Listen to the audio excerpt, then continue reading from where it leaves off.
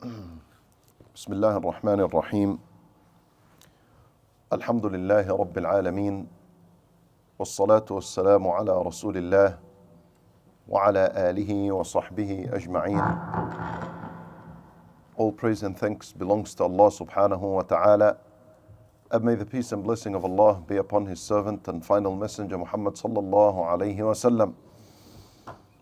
As to what follows, my dear respected brothers in Islam, what I wanted to share with you this morning is a practice that the Nabi sallallahu alayhi wa sallam taught us, and that is Salat al-Istikharah wa Du'a al-Istikharah. This is a supplication that the Nabi sallallahu alayhi wa sallam taught us, in which whenever a person is confused and wants guidance on a certain matter, then he seeks guidance from Allah subhanahu wa ta'ala through these words that the Nabi sallallahu alayhi wa sallam taught. And it is very important that we study this matter and we understand it, and most importantly practice it in our life, especially in this day and age that we live in, this day and age of advancement, technology, information. A person might get carried away to think that I can get my guidance from many people, I can get my guidance from research that is out there, from information that is out there, and he slowly drifts away from seeking guidance from Allah subhanahu wa ta'ala, because this is a day and age of information. There is an abundance of information. You go to a consultant, for example, pay him a certain amount, and you ask about the matter, and you get your answer, and based on that you make a decision, realizing that you have abandoned Salat al-Istikharah in your life. So the idea is, we want to revive this sunnah in our life, and we need to understand when it is practiced and the words of Du'a al-Istikharah, so that we are more connected with this worship. There is no doubt that Salat al-Istikharah, by consensus of al-ulama, it is a recommended matter, and that is due to the hadith of Jābir ibn Abdullah radiyallahu anhu, in where he said, كان رسول الله صلى الله عليه وسلم يعلمنا الاستخارة في الأمور كلها. Jābir radiyallahu anhu, he said that the Nabi sallallahu alayhi wa sallam used to teach us al-Istikharah in all our matters, all worldly related matters. Nabi sallallahu alayhi wa sallam would teach us al-Istikharah كما يعلمنا السورة من القرآن. In the very same manner he would teach us a surah from the Qur'an. See the importance. You all know the importance of the Qur'an and the relationship a person is supposed to have with the Qur'an, and that we read it on a daily basis. He used to teach them the words of the Istikharah in the same manner he would teach them the Qur'an. Even that's how close Salat al-Istikharah is supposed to be to the believer. In the same manner the Qur'an is close to him. And notice here that Jābir radiyallahu anhu, he said, يُعَلِّمُنَا. He used to teach us. With ta'lim, learning something, doesn't only mean to memorize its words and to say it. Al-ilm, knowledge, would mean to memorize the words, to know the words, and most importantly to understand that which you are saying. That's at-ta'lim. So when Nabi sallallahu alayhi wa sallam would not only teach them the words, but the meanings of these adhkar, and one of them is Du'a al-Istikharah. And this is where a person would connect to this dua, when he understands that which it is referring to. Before al-Istikharah was taught to Ummat al-Nabi sallallahu alayhi wa sallam, how did the people used to seek their guidance? How did that used to happen? There used to be a means. Way before the Istikharah, among Quraysh, they used to do something that is closer to magic, and that is at-tatyir. They used to have birds, and they used to release the birds. If the bird flew left, meaning we're not going to go ahead with that which we are making a decision about. This was a means in how they used to make a decision about a certain matter. Put birds and see which direction they fly. If they fly towards the right, meaning let's go ahead with this matter that we want. They used to also do something known as al-istiqsamu bil-azlam. And this is mentioned in the Qur'an. Al-istiqsam bil-azlam, they would have a quiver and they would have 3 arrows within it. One arrow is written on it, imdi, the other one, la tamdi, and the third one is empty, nothing is written on it. And then the one that is seeking guidance on a certain matter will close his eyes and he'll choose an arrow. If it says imdi, meaning proceed, go ahead with the matter. If it says la tamdi, meaning don't go ahead with the matter. And if he takes out the one that is empty and nothing written on it, then they would repeat this process again.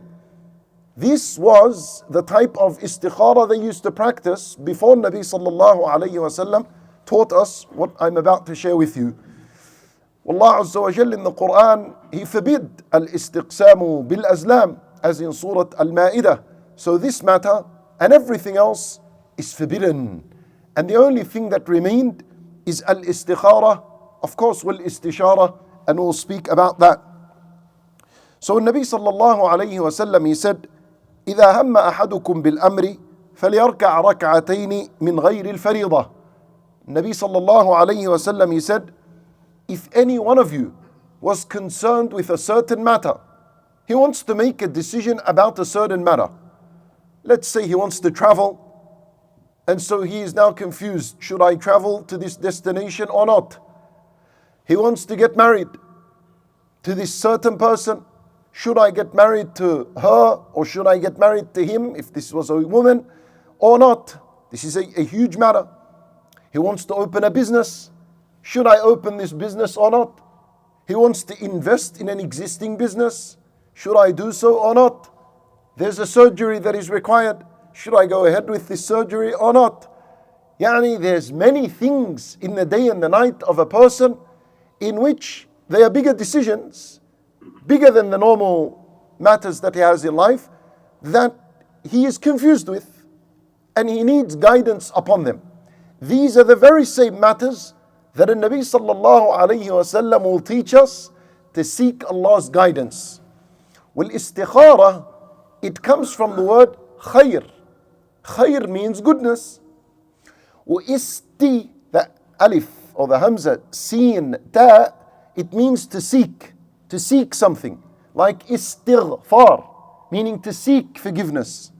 Istit'am, meaning to seek food. Istikharah, meaning to seek the goodness from Allah subhanahu wa ta'ala. That's what it means. So now you're concerned about a certain matter. Now you want to perform Salāh al-Istikharah. So Nabi sallallahu alayhi wa sallam said, فَلْيَرْكَعْ رَكْعَتَيْنِ مِنْ غَيْرِ الْفَرِيضَةِ. Pray 2 rak'at other than the fard prayer. So now the recommendation is to pray 2 rak'at. What is supposed to be recited in the 2 rak'at? Nothing specific was mentioned. Some ulama mentioned that the first rak'ah you recite Surah Al-Kafirun after Al-Fatiha, and in the second rak'ah you recite Surah Al-Ikhlas after Surah Al-Fatiha. But there is absolutely no proof for this, and they only said this because it comes in line with all or many of the voluntary prayers in which the Nabi sallallahu alayhi wasallam recommended these 2 surah to be recited, like the Sunnah of Al-Fajr or the Sunnah of Al-Maghrib after, also Al-Witr, also the 2 rak'at that come after Al-Tawaf. So Nabi sallallahu alayhi wasallam recommended these 2 surah in many occasions. So they said that also it is recommended in this matter. But the reality is that there is nothing recommended. You can recite whatever you like in these 2 rak'at.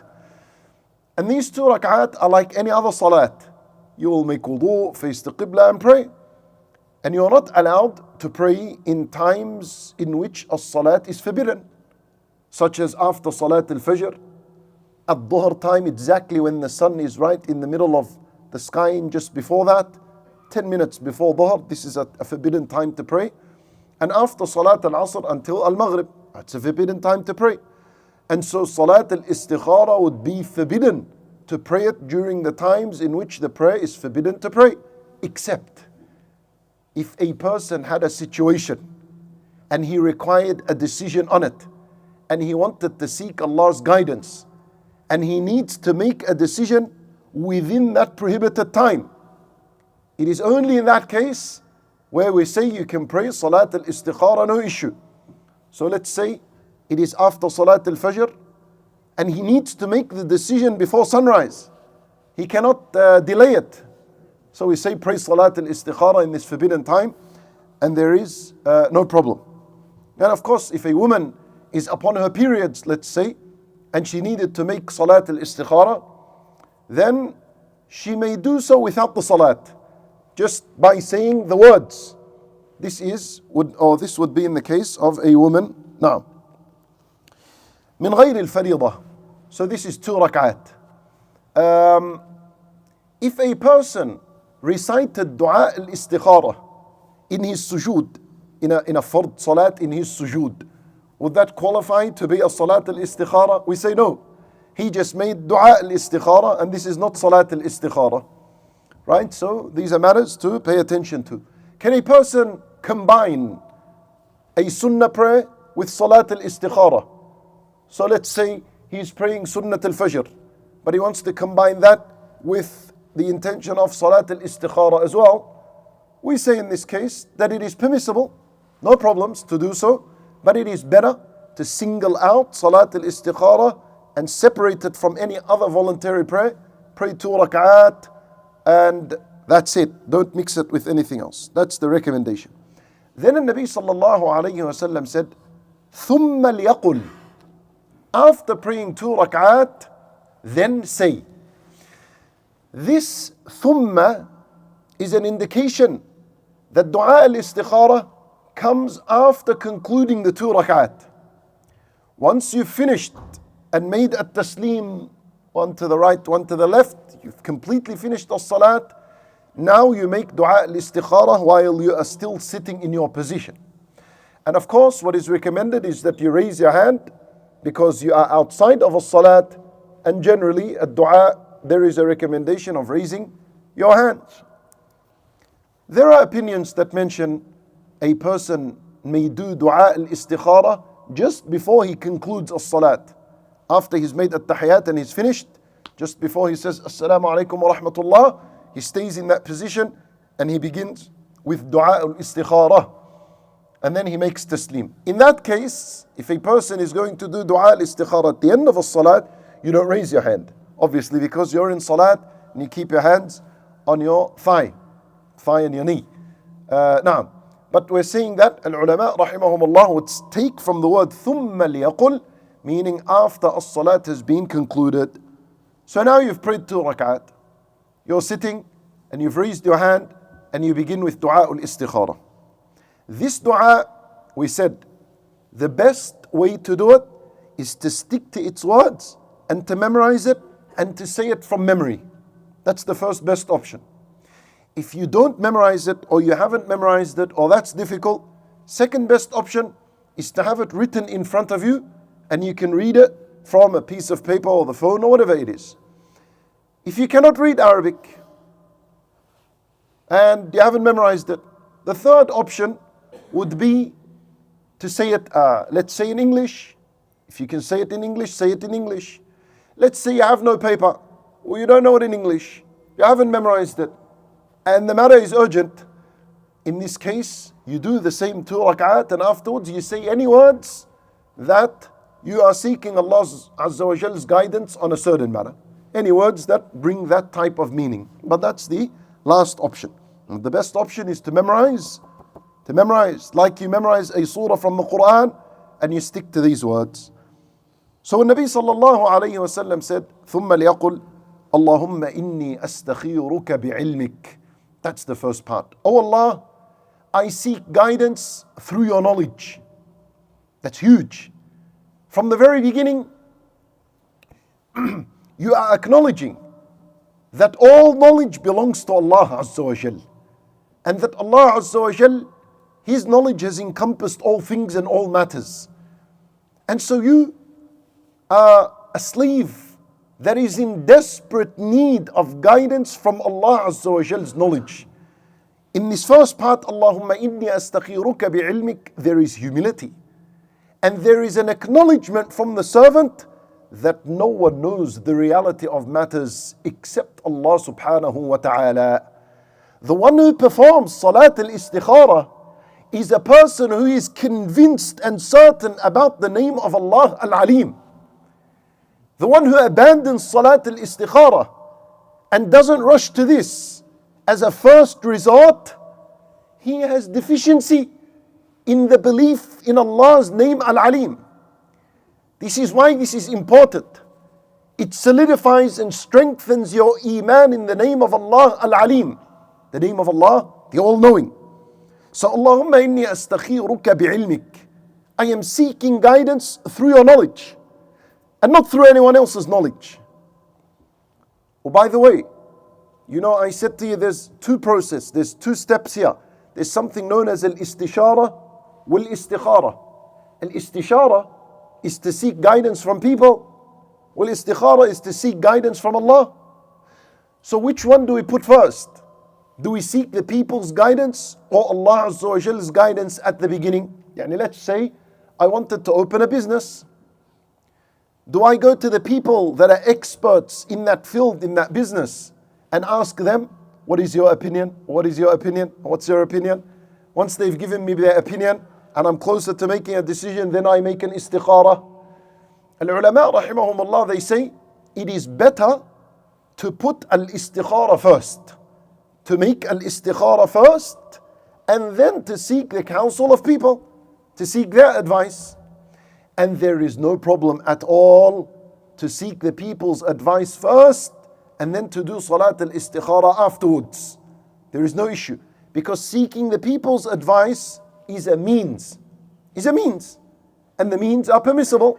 The means, taking by halal means, is permissible in Islam. And there is no basis to what some of the Sufis say, that whoever practices al-istishara wal-istikhara faqad ashrak. They say that anyone who practices these two matters at one given time, seeking people's guidance and Allah's guidance through Salat al-Istikhara, then he has committed a shirk. Ma'adallah, there is no basis to this matter, and there is no problem for a person to seek the guidance of people. That's just a means. So you can do that first and then Salat al-Istikhara, but it's better to do Salat al-Istikhara first and then to seek the people's guidance on a certain matter. Allahumma inni astakhiruka bi'ilmik wa astaqdiruka biqudratik. And I seek your power through your might. Yani I'm seeking your power and your ability over my affairs and matters. Because if left alone, I am weak, I am poor, I am confused, I'm misguided. So I'm seeking your power, I'm seeking your strength. You give me the ability over making a decision on this certain matter that is ahead of me in life. وَأَسْتَقْدِرُكَ بِقُدْرَتِكَ وَأَسْأَلُكَ مِنْ فَضْلِكَ الْعَظِيمِ. And I implore you and beg you and ask you from your tremendous favors, from your great favors, bestow upon me goodness, bestow upon me favors and blessings. This is now a person asking from Allah subhanahu wa ta'ala's favors. فَإِنَّكَ تَقْدِرُ وَلَا أَقْدِرُ. Shuf now the humility and the acknowledgement. فَإِنَّكَ تَقْدِرُ. You're the one that is able. You're able. And you have capability over every matter. And I have nothing. Zero. وَلَا أَقْدِرُ. Shuf now, as though a person now is clinging onto the mercy of Allah Azza wa Jal, that without you, Allah, I don't have ability to make a decision on anything in life. فَإِنَّكَ تَقْدِرُ وَلَا أَقْدِرُ وَتَعْلَمُ وَلَا أَعْلَمُ. And it is only you who knows and has knowledge, inside, outside knowledge of the reality of every matter. As for me, وَلَا أَعْلَمُ. I don't know. Yani nothing, zero. Your knowledge compared to other people might be something. You might say, I have more knowledge than this person. But your knowledge, when it's compared to Allah, then it's zero. Nothing. لا أعلم. That's how Allah Azza wa Jal described us when we first came out from a mother. والله أخرجكم من بطون أمهاتكم لا تعلمون شيئا. Allah Azza wa Jal brought you out from the bellies of your mothers and you don't know anything. والله يعلم وأنتم لا تعلمون. Zero. So, of course, you have to seek Allah Azza wa Jal's guidance. You don't know, and no one knows. وَتَعْلَمُ وَلَا أَعْلَمُ. These words are supposed to give you confidence. And they are supposed to make you grateful to Allah Azza wa Jal that He guided you to these words. And that you are seeking guidance from the ultimate source, Allah subhanahu wa ta'ala. وَأَنْتَ عَلَّامُ الْغُيُوبِ. And you are the knower of the unseen. You are the knower of the unseen. And you see, when you want to take by a certain matter in life, there are matters that are unseen to you. Well, the only reason you're confused is because you don't know the outcome. The outcome is not clear. It is unseen from your perspective. So should I do this operation or not? So you're confused because you don't know. There's something unseen and hidden in the matter. How's the outcome going to be? How's the result going to be? So you say, وَأَنْتَ عَلَّامُ الْغُيُوبِ. This is why you're seeking Allah's guidance, because He knows the unseen. He knows the result. He knows the outcome of this matter. If it is good for you, then you're asking Allah, let me go ahead with it. Give me the direction and the guidance to it. Then you say, and we'll speak about the result of al-Istikharah and how is a person supposed to move on with the matter after this dua.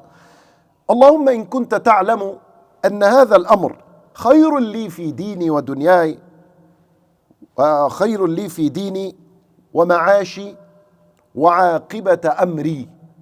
Now you say, oh Allah, if you know that this matter, you don't say this matter, you will say what your matter is. You'll say, oh Allah, if you know that this surgery is better for me concerning my faith and my worldly affairs and my hereafter,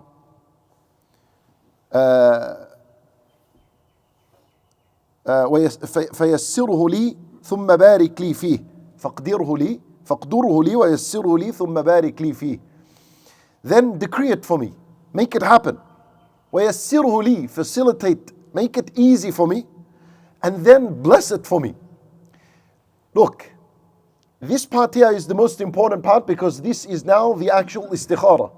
You're saying, oh Allah, if this particular matter, and you name the matter, is good for me concerning my faith, that's the first thing you say. Concerning my faith, is this good for my iman? Is it good for my relationship with Allah? That's the first thing you say. Because if your faith is destroyed, there's no goodness in anything else that's going right for you in life. If it's good for my deen, then if it's good for my worldly affairs, my worldly matters, if it's good for my financials, if it's good for my family, if it's good for everything else, and if it's good for my afterlife, is this going to be a witness for me on the Day of Judgment? Or is it going to be a witness against me on the Day of Judgment? If this matter is good for my deen, it's healthy for my relationship with Allah, it doesn't damage it, and it's good for my worldly affairs and for my afterlife, فَقْدُرْهُ لِي, then, oh Allah, decree it for me. وَيَسِّرْهُ لِي, and make it easy for me. ثُمَّ بَارِكْ لِي فِيهِ, and place lots of barakah within it.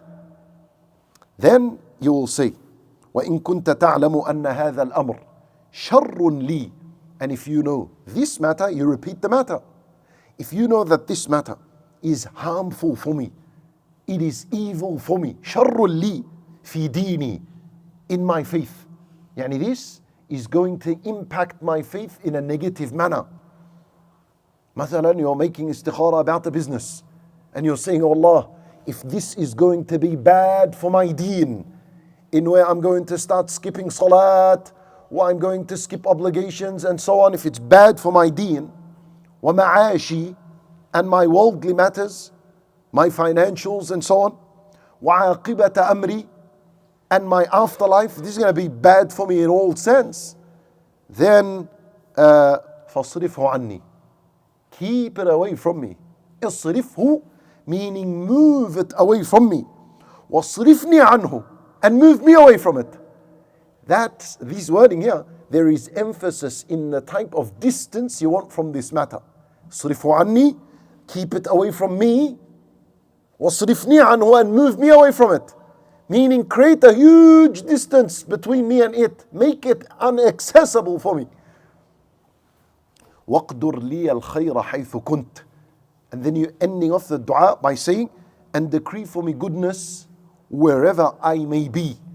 Because this is ultimately what the servant wants. You don't want what you think is good for you. You want what Allah Azza wa Jal knows is good for you. And that will not happen if you don't ask Him. وَاسْأَلُوا اللَّهَ مِنْ فَضْلِهِ, Allah says. Ask Allah for His virtue and bounty and favors. And then at the end, you will say, ثُمَّ ارْضِنِي بِهِ, and then give me contentment with this matter. And that's a huge word, an important word at the end.